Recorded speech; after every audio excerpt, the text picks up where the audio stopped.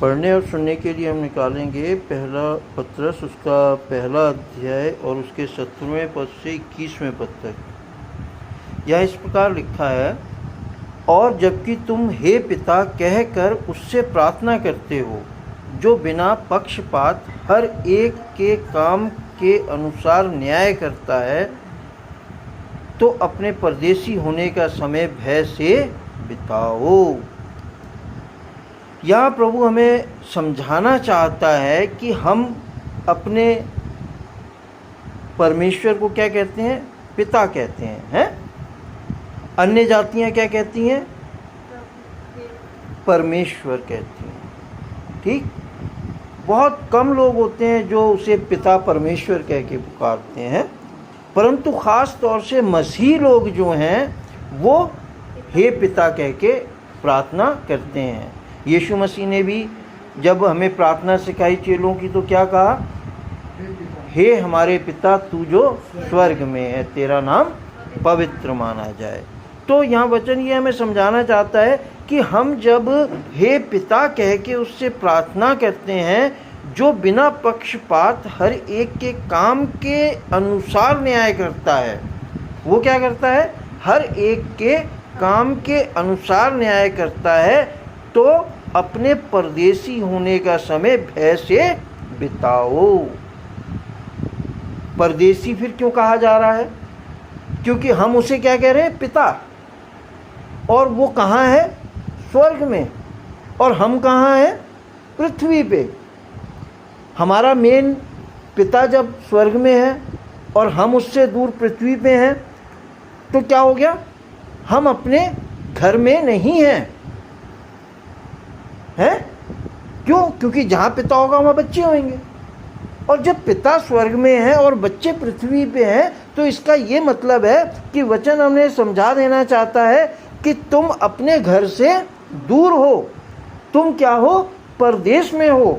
तो अपने इस परदेशी समय को क्या करो? भय के साथ बिताओ। क्यों? क्योंकि यहाँ क्या है? किसका राज चल रहा है? हाँ, यहाँ शैतान का राज चल रहा है। तो हमें उससे नहीं डरना है, हमें अपने पिता से डरना है, क्योंकि हम अपने घर से बाहर आए हुए हैं और हमें लौट के फिर कहाँ जाना है? अपने घर में जाना है। 18वें पद में लिखा है, क्योंकि तुम जानते हो कि तुम्हारा निकम्मा चाल चलन जो बाप दादों से चला आता है, उससे तुम्हारा छुटकारा चांदी सोने अर्थात नाशमान वस्तुओं के द्वारा नहीं हुआ। ऊपर क्या कह रहा है? कि अपना परदेशी होने का समय भय से बिताओ। और 18वें पद में क्या कह रहा है? कि तुम्हारा निकम्मा चाल चलन जो बाप दादाओं से चला आ रहा है। क्यों कह रहा है इस बात को? एकदम क्यों चेंज कर दे रहा है वचन? वो इसलिए चेंज कर दे रहा है, क्यों? क्योंकि यहाँ जो है शैतान का जो राज चल रहा है, इसमें हमें उसको दिखाना है परमेश्वर के स्वरूप होने के कारण।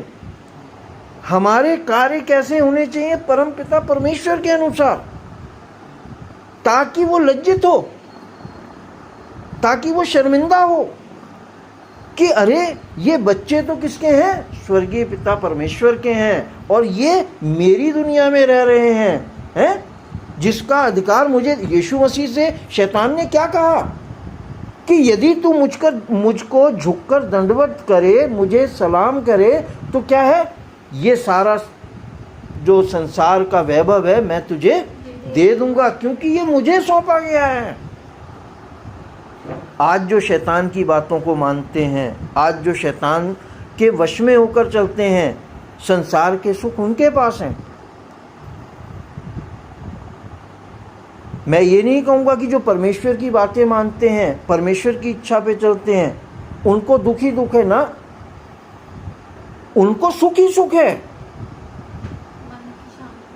उनके पास मन की शांति है। संसार के पास मन की शांति नहीं है। संसार के पास धन है और उनके पास मसीह जो सारे धन से बड़ा धन है वो है उनके पास। तो हमें यहाँ कैसे चलना है? भय के साथ इसलिए चलना है कि हमारा जो पुराना बाप दादाओं से निकम्मा चाल चलन चला आ रहा है, वो चाल चलन हम अपने जीवन में नहीं रखें। क्योंकि अगर हम वही चाल चलन रखेंगे तो हमें जो इस धरती पे भेजा गया है, हम जो प्रदेश में आए हुए हैं, अपने स्वर्गीय पिता की इच्छा के अनुसार चलकर दिखाने के लिए, ताकि शैतान शर्मिंदा हो, परेशान हो जाए, इसका सिंहासन हिल जाए कि अरे ये मिट्टी से बने हुए जो परमेश्वर पिता की संतान है, क्योंकि वो भी उसकी संतान ही है। शैतान भी परमेश्वर की संतान है, लेकिन वो परमपिता परमेश्वर की इच्छा पे नहीं चलता। और हमें जो इस धरती पे पैदा किया या भेजा गया है, वो इसलिए भेजा गया है कि हम, यीशु मसीह ने जैसे क्या कहा कि परमपिता परमेश्वर के गुण तुम में से प्रकट होने चाहिए, जिससे लोग जाने कि तुम उसके हो। तो हमें अपने जीवन को क्या है, वैसा बिताना है जैसा परमेश्वर पिता की इच्छा है। अपने उस पुराने बाप दादाओं के निकम्मे चाल चलन पर नहीं चलना। निकम्मा चाल चलन क्या था? लालच का। लालच को क्या ठहराया गया है? मूर्ति पूजा के बराबर ठहराया गया है। तो हमारा जो चाल चलन होना चाहिए, लालच के वश में होके नहीं होना चाहिए। हमारा ये, अगर लालच के वश में होके हम कुछ काम करते हैं तो ये हमारा चाल चलन निकम्मा गिना जाएगा। हमारा चाल चलन जैसे हमारे पिता का चाल चलन है। क्या? वो, उसने हमें सब कुछ दिया है मुफ्त में, अनंत जीवन मुफ्त में दिया है, स्वर्गीय जीवन मुफ्त में दिया है। कुछ उसने हमें हमसे मांगा? नहीं मांगा, उसने फ्री में दिया है। यीशु मसीह कहता है कि इसलिए तुम्हारे भले कामों को देखकर लोग तुम्हारे पिता की जो स्वर्ग में है बड़ाई करें। तो हमारा निकम्मा चाल चलन जो लालच के वश में होकर होता है, ये इस संसार में हमें नहीं चलना चाहिए इस लालच के वश में होके। क्यों? कारण है कि वचन कहता है कि उससे तुम्हारा छुटकारा चांदी सोने अर्थात नाशमान वस्तुओं के द्वारा नहीं हुआ। 19वें पद में, पर निर्दोष और निष्कलंक मेमने अर्थात मसीह के महमूल लहू के द्वारा हुआ है। हमारा जो छुटकारा हुआ है, हमारा छुटकारा काहे से हुआ है? हमारे पे पाप का अधिकार कब नहीं होता? जब हम परमेश्वर पिता की इच्छा पे चलते हैं। क्योंकि हमारा जो छुटकारा है, हमें सेत में जो धर्मी ठहराया गया है, वो यीशु मसीह के महमूल लहू के द्वारा ठहराया गया है। लेकिन जब हम निकम्मा चाल चलन चलते हैं तो हम शैतान को खुश करते हैं, हम पिता परमेश्वर को खुश नहीं करते। तो हमें इस बात का ध्यान रखना चाहिए कि हमें जो सब कुछ मिला है, हमारे को जो छुटकारे स्वरूप में सब कुछ दिया गया है, अनंत जीवन दिया गया है, स्वर्गीय जीवन दिया गया है, शांति दी गई है। जैसा यीशु मसीह ने कहा कि मैं तुम्हें वो शांति देता हूँ जो संसार तुम्हें नहीं दे सकता। हमें वो शांति उसने दी है। तो हमें ये सब चीज़ें किसके वजह से मिली हैं? यीशु मसीह के बहुमूल्य लहू के द्वारा हमें ये सब चीज़ें मिली हैं। तो हमें अपने जीवन के हर एक कदम पर, अपने हर एक चाल चलन पर भय के साथ सोचना है कि हमारा छुटकारा यीशु मसीह के लहू के द्वारा हुआ है। और हम जो हैं अपने चाल चलन को किसके समान चलाएं? अपने पिता परमेश्वर के अनुसार चलाएं, जैसा वो कहता है। यीशु मसीह घबरा गया था इस संसार में आकर, जब उसको कहते हैं दंड और ताड़ना सहने का समय आया, जब उसे अपने लहू को बहाने का समय आया, तब उसने गिड़गिड़ा के गतसमनी के बाग में प्रार्थना करी कि हे पिता, तू यदि चाहे तो इस कटोरे को मेरे ऊपर से हटा दे, लेकिन मेरी नहीं वरन तेरी इच्छा पूरी हो। आज भी हमारे जीवन में ऐसे समय आते हैं क्यों? क्योंकि इब्रानियों की पत्री में लिखा है कि और उसने सिद्ध करने, जैसे अपने बेटे को सिद्ध किया वैसे ही दुख उठा कर उसने सीखा, यीशु मसीह ने, वैसे ही वो चाहता है कि जैसे तुम्हारा सिद्ध करता दुख उठा कर सिद्ध हुआ और सीखा उसने, वैसे ही तुम भी दुख उठा कर इस संसार में चलना सीखो, ताकि शैतान शर्मिंदा हो, शैतान मुंह छुपाए हमारे से और लोग हमारे चाल चलन को देखकर हमारे स्वर्गीय पिता की बड़ाई करें। 20वें पद में, उसका ज्ञान तो जगत की उत्पत्ति के पहले ही से जाना गया था, पर अब इस अंतिम युग में तुम्हारे लिए प्रकट हुआ। भाई, जगत की उत्पत्ति से पहले ही परमेश्वर पिता तो जानता था सब कुछ। कारण ये कि शैतान ने जब स्वर्ग में रहने वाले उन स्वर्गदूतों को अपने साथ मिला लिया कि पिता का विरोध करे, पिता से ऊंचा स्थान अपना बनाए, तो पहले से ही स्वर्ग में ये बात जान ली गई थी कि हमें क्या करना है।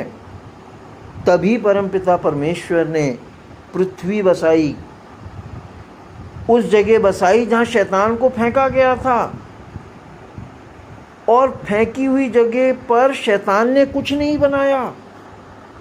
उस समय पृथ्वी सुनसान और बेडौल पड़ी हुई थी, लेकिन परमेश्वर पिता ने सब कुछ बनाया, बसाया, और सब कुछ बसाकर सुंदर बनाकर अपने समानता और अपने स्वरूप में आदम और हव्वा को बनाया। क्यों बनाया? कि आदम और हव्वा के द्वारा परमेश्वर की सामर्थ्य को शैतान देखे कि ये मिट्टी से बने हुए हैं और मेरे अगेंस्ट परमेश्वर ने इनसे प्यार किया है। जो प्यार मुझे दिया था, जो वैभव मुझे दिया था, वो बहुत था, लेकिन जो इन्हें दिया गया है मैं इनको बिगाड़ूंगा। और परमपिता परमेश्वर ये कभी नहीं चाहता था कि हम बिगड़ें, हम बिगड़ जाएं, वो ये नहीं चाहता था। लेकिन एक अम्मा हवा की जरा सी लालच के चक्कर में आके, है ना, लालची तो था, वो सब होना वचन के अनुसार जैसे खुदा बाप को सूली चढ़ाया गया, जो पिता ने सब कुछ ठहराया था, और ये आदम और हव्वा का भी ये सब कुछ पहले से ही तय था, ये सब होना था। भैया गलत बोला मैंने? यानी कि तुम अगर कहते हैं पाप करोगी तो वो पहले से ठहराया गया है कि तुम पाप करोगी, है ना? ये नहीं, और यही तो तुम्हारा मतलब हुआ ना। दुनिया होती, अगर हवा नहीं वो फल खाती तो ये दुनिया होती। कहाँ से? देखो एक भी बात ये है,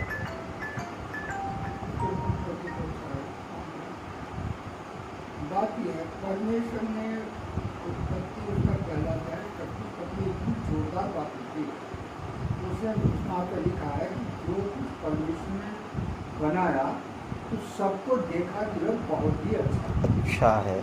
अब जब हम जो चीज़ अच्छी बना रहे हैं हम उसको खराब करने की सोच, खराब करने की नहीं, तो परमेश्वर की इच्छा तो नहीं थी मैं उसको खराब करने। परमेश्वर की इच्छा थी कि आदम जैसे, भाई आदम भी तो वाटिका में रह रहा था, उस समय शैतान था, लेकिन वो आदम को बहकाने नहीं पाए, क्योंकि लिखा हुआ है कि आदम बहकाया नहीं गया। स्त्रियों को बोलने के लिए क्यों मना किया गया है कि स्त्रियां चुपचाप सीखें, क्योंकि आदम बहकाया नहीं गया, परंतु हव्वा बहकाई, स्त्री बहकाई। क्योंकि वो कमजोर थी, बहकाई में आ गई। हाँ। समझदार था, कमजोर नहीं वो, लालच, कमजोर उसने परमेश्वर की आज्ञा की अवहेलना कर, लालच में आ गई। लालच में आ गई, लालच में आ उसने अपनी समझ का सहारा लिया। मन भाव है, खाने योग्य है, चाहने योग्य है, हाँ। अपनी समझ का सहारा ले लिया, परमेश्वर को तो नजरअंदाज किया। आज हम अन्य जातियों, परमेश्वर की नहीं, वो अपनी अच्छी चीज को गलत करनी है। हाँ, उसने अच्छा सब कुछ बनाया, वो खुश हुआ, जब संसार दुनिया को बनाया तो वो हर चीज़ को देखकर कहा बहुत अच्छा है ना। अब जैसे आदम को भी बनाया, आदम से डेली मिलने आया है। दिन के ठंडे के समय में आदम से डेली मिलने आता था वो है। और आदम कोई गुनाह नहीं कर रहा था क्योंकि वो परमेश्वर की इच्छा पे चल रहा था। उसको मालूम था कि इस पेड़ के वृक्ष को खाने को मना किया है। और मैं जहाँ तक समझता हूँ शैतान उसे भी बहकाने आता होगा, लेकिन वो बहकावे में नहीं आया। लेकिन स्त्री ने क्या करा, वो बहकावे में आ गई। खुदा बाप की आज्ञा को नहीं माना, नहीं, माना नहीं आज्ञा की। खुदा बाप तो पहले ही मना कर गए थे तुम लोग सब जगह का खाना। इसकी हाँ। गलती ये रही, जब उसको शैतान ने मतलब जब बोला कि इसका फल खाओ, उसका फर्ज था अपने पति से पूछती, मौका घर में अपने पति से पूछो, मेरे को तो मना कर रखा हमने और लिख रहा कि तू छूना भी नहीं है, छूना भी नहीं। छूना भी नहीं। जब उसको मालूम है सारी चीजें, तो भाई अपने पति से तो मशवरा ले ली थी, एक सहायक दिया ना उसको, मैं उसके लिए एक सहायक बनाऊँ, तो लीडर तो उसका पति है। सही बात। फिर दोनों का मशवरा, तो फिर उसको पति का फर्ज था कि मैं अपनी पिता से भी नहीं था, आपने मना किया और वो एक अकेला अपना आकर के बोला ये बात आओ। सही। तो परिवार में गड़बड़ी जो कहाँ से शुरू है, पत्नी की तरफ से बात ना मानी, बात अपनी ना मानी। चलानी। सबसे बड़ी बात है आज्ञा की अवहेलना ही सबसे बड़ा हाँ, पाप। हकीकत। वही भले मृत्यु के वृक्ष का फल खाने के बराबर। आज्ञा अगर आप नहीं समझा, भले बुढ़िया मृत्यु के वृक्ष का फल खाएगा और आप घर से बाहर हो जाएंगे कुछ दिन में। तो हमें क्या है कि अपने समय को जो बिताना है भय के साथ बिताना है, लालच के निकम्मे चाल चलन के अनुसार नहीं बिताना। क्योंकि अगर हम लालच के वश में पड़ के अपने जीवन को बिताएंगे तो लिखा हुआ है, तीमुथियुस को पौलुस समझाता है कि बहुतेरों ने धन के लोभ में आकर अपने विश्वास रूपी जहाज को डुबो दिया है और अपने आप को नाना प्रकार के दुखों से छलनी बना लिया है?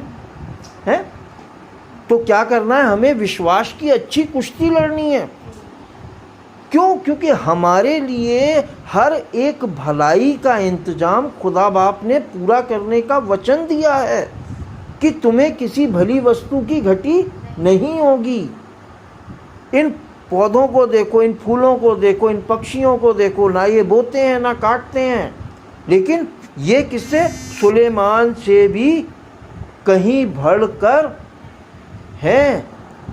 जितना उसका वैभव था उससे कहीं बढ़कर इनका वैभव है।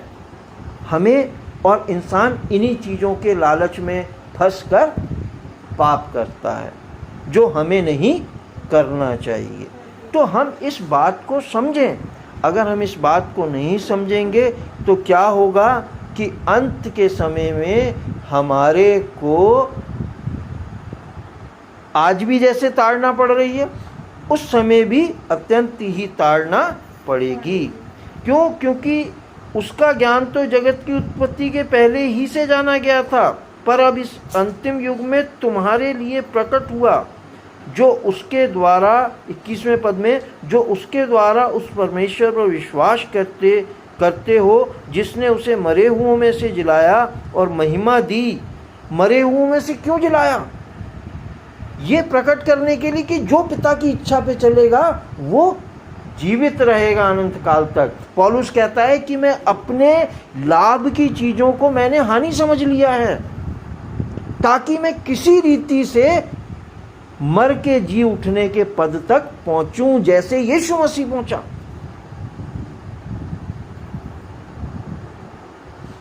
वो कहता है कि मैंने अपनी सारी लाभ की चीज़ों को हानि समझ लिया है और मैं उन्हें कूड़ा समझता हूँ, करकट समझता हूँ। और मैं ये चाहता हूँ कि क्योंकि मैं किसी तरीके से मर के जी उठने के पद तक पहुँचूँ। इसलिए मैं पुरानी बातों को भूलकर नए सिरे से निशाने की ओर दौड़ा चला जाता हूँ ताकि वो इनाम पाऊँ जो मेरे लिए रखा है। आज हमारे लिए भी यही इनाम है कि हम जीवित तब रहेंगे अनंत काल तक जब अपने पिता की इच्छा पर चलेंगे, उसको प्रसन्न करेंगे, लालच के वश में नहीं रहेंगे, तब आगे हम सब बेहतर जान सकते हैं। क्योंकि हर एक से परमपिता परमेश्वर का आत्मा बातें करता है कि वो क्या चाहता है। आज मुझसे क्या चाहता है मुझे पता है, आपसे क्या चाहता है पता है, सबको पता है कि परमपिता परमेश्वर की इच्छा क्या है। लेकिन लोग वाग क्या है, लालच के वश में आके अपने जीवन को नाना प्रकार के दुखों से छलनी बना लेते हैं और फिर बाद में इल्ज़ाम किस पर देते हैं, परमेश्वर पिता पर, कि वो हमारे तरफ ध्यान नहीं देता है। तो हमें अपने चाल चलन पर ध्यान रखना चाहिए। हमें परमपिता की इच्छा को पूरा करने के लिए इस धरती पे भेजा गया है, हमें उसकी इच्छा को पूरा करना चाहिए और भले कामों में लगे रहना चाहिए, ताकि जो हमें देखें वो हमारे भले कामों को देखकर हमारे स्वर्गीय पिता की बड़ाई करें। परमपिता परमेश्वर के वचन के पढ़े और सुने जाने पर बहुतायत से आशीष हो। प्रभु यीशु मसीह के नाम में आमीन आमीन आमीन। जीवन मिलया आशीष ठहरी ठहरी बरकत आई है खुदा। हो जीवन मिलया आशीष ठहरी ठहरी बरकत आई है खुदा। हो बंधन टूट गए गम भी मुक गए अथरू सुख गए खुदा। हो बंधन टूट गए गम भी मुक गए अथरू सुख गए खुदा। हो जीवन मिलया आशीष ठहरी ठहरी